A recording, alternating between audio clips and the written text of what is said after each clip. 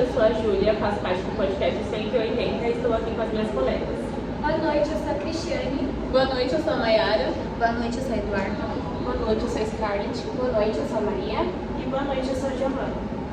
Bom, hoje nós vamos falar sobre como o nosso corpo regula o açúcar no sangue e o que acontece quando esse equilíbrio se perde.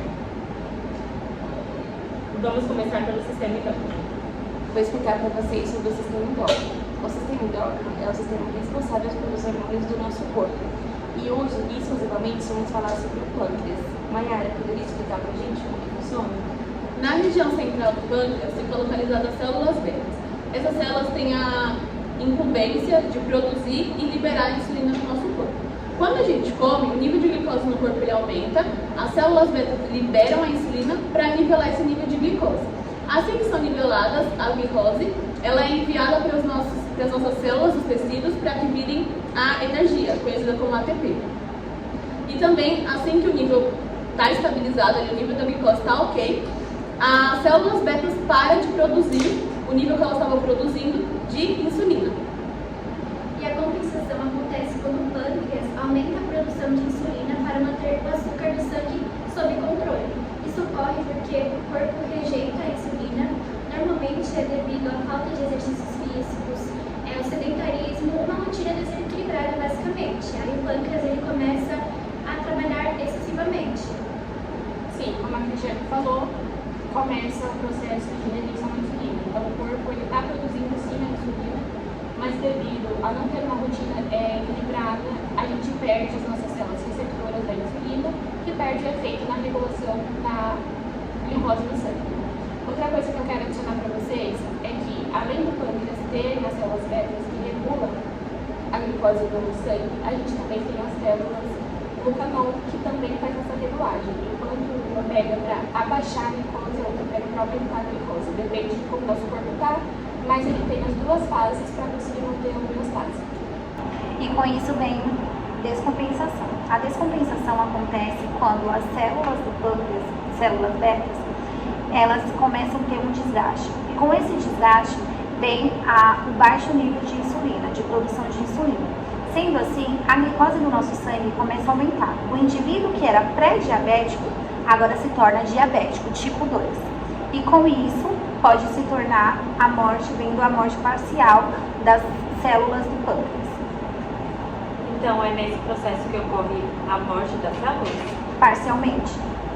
Gi, você pode falar alguns sintomas que uma pessoa diabética tem?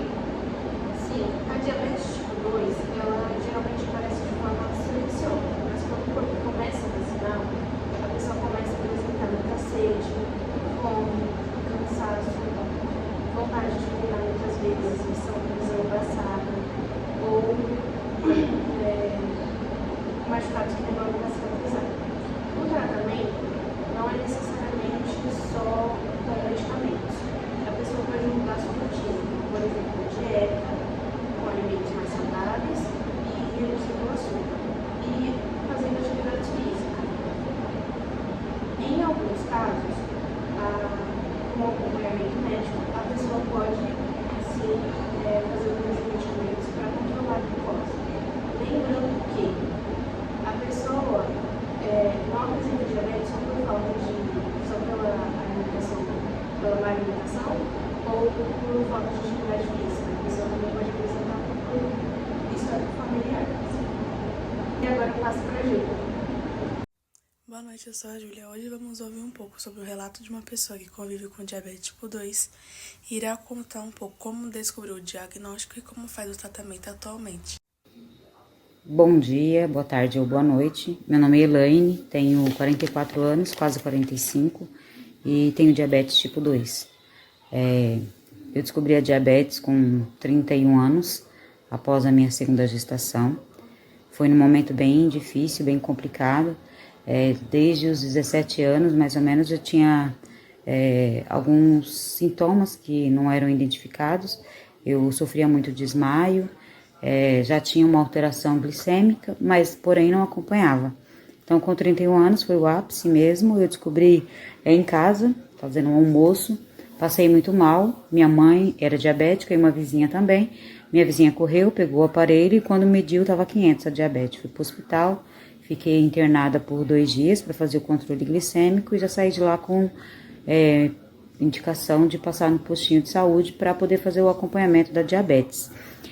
Os sintomas antes do diagnóstico, como eu falei, eu sentia muita tontura, desmaiava muito e eu não entendia o porquê, por conta de não ter esse diagnóstico, né? Quando eu tive o diagnóstico da diabetes tipo 2, foi um baque para mim. Mesmo já convivendo com a minha mãe, que tinha doença, né? Você conviver com a doença é muito complicado, sempre trabalhei fora. Então, como eu passava muito mal, para mim no início foi muito complicado para fazer esse controle, né? E para me adaptar também. O que mudou na minha rotina foi basicamente muita coisa. Minha alimentação, né? Teve que mudar radicalmente. Sempre me alimentei muito bem. A gente gosta de dizer muito bem, mas mal, na verdade, né? De família mineira, a gente comia em muita quantidade. Sempre gostei muito de doce, ainda gosto. É um pecado, mas ainda gosto. Então, assim, para mim foi bem sofrido. E essa mudança, assim, na rotina da alimentação, ela pesa bastante. E a medicação também, a medicação judia bastante, né? Como eu fui inserida no mundo dos comprimidos para controle, então eu tinha muita diarreia, sofria muito com humor, né? Porque o remédio também dá oscilação de humor, às vezes porque a gente não entende, então a diabetes ela traz várias consequências. E quais são os medicamentos que você utiliza atualmente no tratamento? Tratamento atualmente, eu faço uso de 2 comprimidos, que é o Glicazida de 60, antes do café da manhã e à noite, e tomo metformina de 850 mg 3 vezes ao dia, após o café da manhã, almoço e jantar. E é complicado, né? Porque a gente não pode falhar na medicação, você tem que fazer tudo certinho e tentar comer o mais natural possível para que não tenha muita... Após a segunda gestação, ela descobriu o diagnóstico de diabetes tipo 2, que no caso dela é genético. Desde então, adaptou sua rotina, mudando a alimentação e começando o tratamento com medicamentos. E mostrando que cuidar da saúde é muito importante. Bom, gente, esse foi o episódio de hoje. Espero que vocês tenham entendido o que é o sistema endócrino e o que é a diabetes tipo 2. E a importância de ter uma vida equilibrada e saudável. Até a próxima. Tchau!